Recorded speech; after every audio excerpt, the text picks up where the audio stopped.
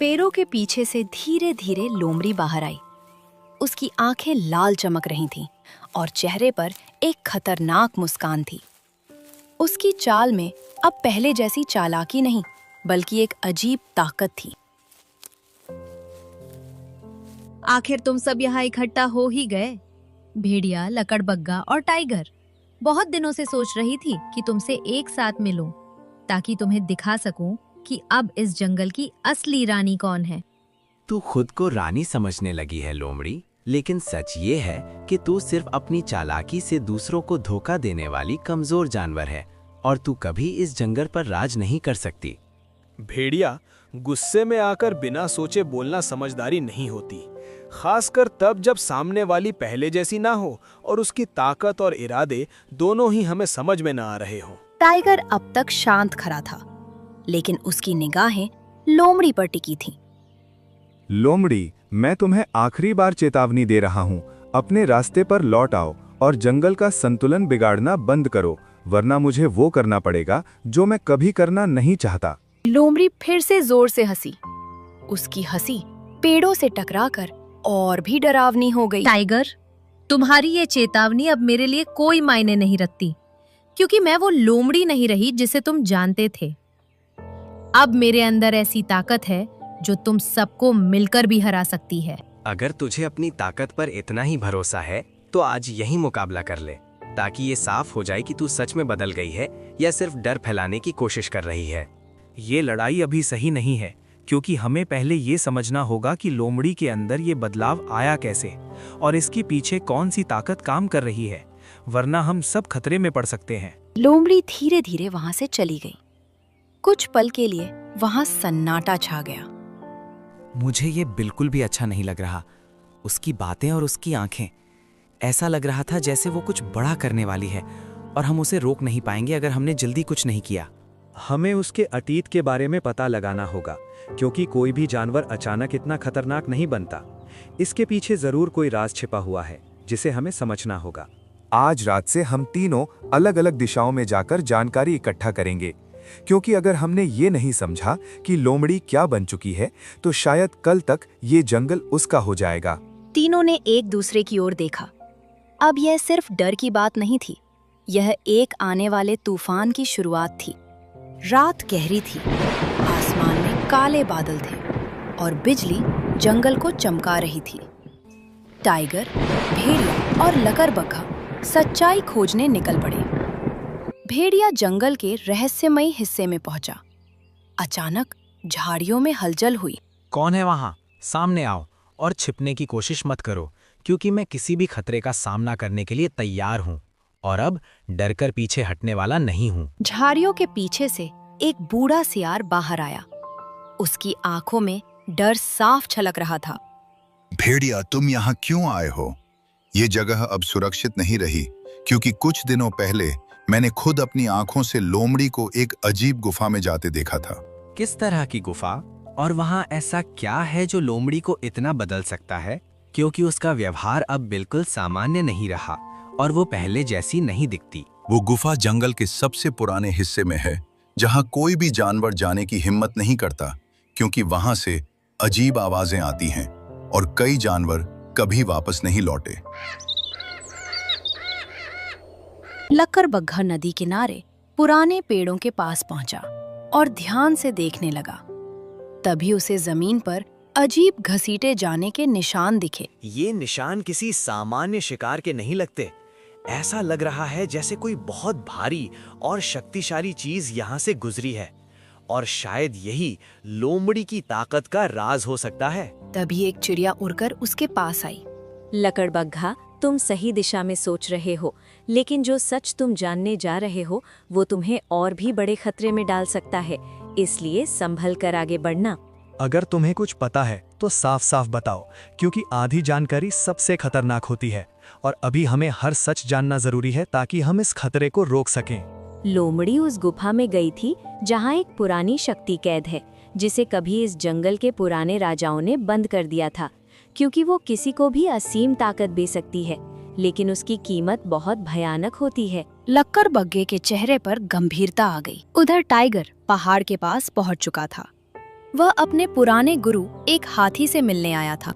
मुझे तुम्हारी मदद चाहिए, क्योंकि जंगल में कुछ ऐसा हो रहा है जिसे मैं समझ नहीं पा रहा, और लोमड़ी अब सिर्फ एक साधारण खतरा नहीं रह गई है। जानता था कि ये दिन एक न एक दिन जरूर आएगा, क्योंकि वो शक्ति जिसे हमने सालों पहले बंद किया था अब फिर से जाग चुकी है और किसी को अपना माध्यम बना चुकी है। क्या मतलब है तुम्हारा? क्या लोमड़ी उस शक्ति के नियंत्रण में है या वो खुद उसे नियंत्रित कर रही है? क्योंकि दोनों ही स्थितियां जंगल के लिए खतरनाक हो सकती हैं। शुरुआत में वो शक्ति लोमड़ी को नियंत्रित कर रही होगी, लेकिन धीरे धीरे वो उसे इतनी ताकत दे देगी कि वो खुद को अजेय समझने लगेगी, और तब उसे रोकना लगभग असंभव हो जाएगा। कुछ देर बाद तीनों फिर से एक जगह मिले।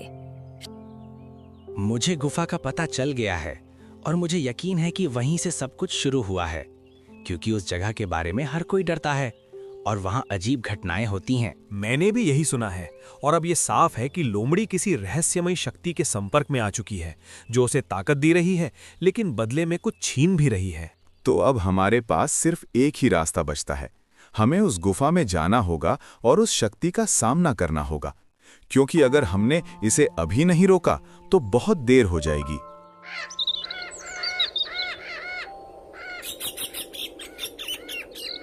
अगली सुबह टाइगर, भेड़िया और लकड़बग्घा उस रहस्यमय गुफा के सामने खड़े थे, जहां से ठंडी और डरावनी हवा बाहर आ रही थी। गुफा का मुंह अंधेरे से भरा हुआ था और अंदर से हल्की हल्की गूंज सुनाई दे रही थी। मुझे ये जगह बिल्कुल भी ठीक नहीं लग रही। ऐसा महसूस हो रहा है जैसे यहाँ कोई सिर्फ छुपा नहीं है, बल्कि कोई खुद से भाग रहा है। डर गलत नहीं है, लेकिन डर से पीछे हटना हमें कमजोर बना देगा। आज नहीं लड़े तो जंगल हमेशा के लिए खो जाएगा। ये सिर्फ एक गुफा नहीं है, ये एक पुरानी कैदगाह लगती है, जहां उस शक्ति को बंद किया गया था, और अगर वो अब आजाद हो चुकी है तो हमें बहुत सावधानी से आगे बढ़ना होगा। तीनों अंदर बढ़े।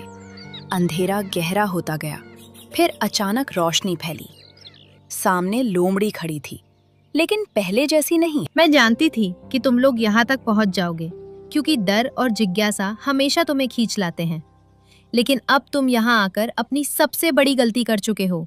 ये सब छोड़ दे लोमड़ी, ये ताकत तुझे खत्म कर देगी, क्योंकि कोई भी शक्ति बिना कीमत के नहीं मिलती, और तू अभी भी वापस लौट सकती है अगर तू चाहे तो।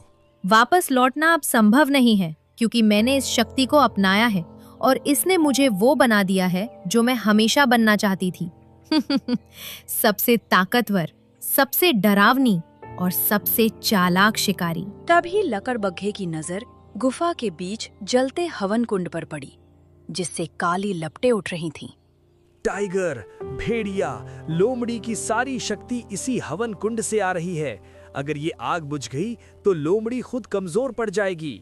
तो दो हिस्सों में बंटते हैं, एक लोमड़ी को रोकेगा, दूसरा उस हवन कुंड को बुझाएगा। लोमड़ी ने सुना और गुस्से से गरज उठी। इस हवन कुंड के पास आने की सोचना भी मत। ये आग मेरी ताकत है और मैं तुम्हें यहाँ तक पहुँचने से पहले ही खत्म कर दूंगी। टाइगर, जल्दी करो, मैं इसे रोकता हूँ, लेकिन ज्यादा देर नहीं। टाइगर और लकड़बग्घा हवन कुंड की तरफ दौड़े। भेड़िया लोमड़ी के सामने आ गया। तू मुझे नहीं रोक सकता भेड़िया। ये हवन कुंड सिर्फ आग नहीं है, ये मेरी शक्ति का स्रोत है। इसकी हर लपट मुझे और मजबूत बनाती है। आज पूरा जंगल मेरे आगे झुकेगा और कोई मुझे रोक नहीं पाएगा।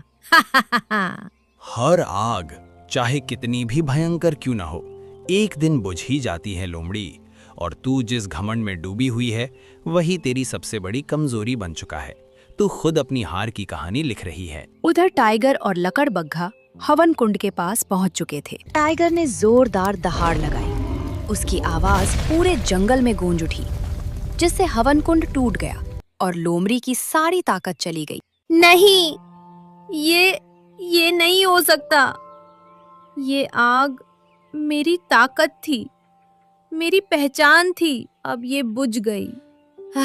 तो अब मैं कुछ भी नहीं रही, सब खत्म हो गया। गलती करना बुरा नहीं है, लेकिन उसे स्वीकार करना और खुद को बदलना, यही असली ताकत होती है। अगर तू सच में बदलना चाहती है तो जंगल तुझे एक और मौका जरूर देगा। याद रख, असली जीत ताकत से नहीं मिलती, बल्कि समझदारी, संतुलन और सही फैसलों से मिलती है। ताकत तो हर किसी के पास हो सकती है, लेकिन सही इस्तेमाल ही उसे खास बनाता है। हम तुझे एक मौका दे रहे हैं लोमड़ी, लेकिन ये आखिरी मौका है। अगर तू फिर से उसी अंधेरे रास्ते पर चली तो इस बार हम रुकेंगे नहीं। लोमड़ी ने चुपचाप सिर झुका लिया। गुफा के बाहर सूरज उग चुका था। उसकी रोशनी पूरे जंगल में फैल रही थी। धीरे धीरे शांति लौट आई और इसी के साथ खत्म हुआ लोमड़ी का आतंक। असली जीत ताकत में नहीं, बल्कि समझदारी और संतुलन में होती है। गलत रास्ता शुरुआत में आसान और ताकतवर लग सकता है, लेकिन उसका अंत हमेशा बर्बादी और पछतावे में ही होता है।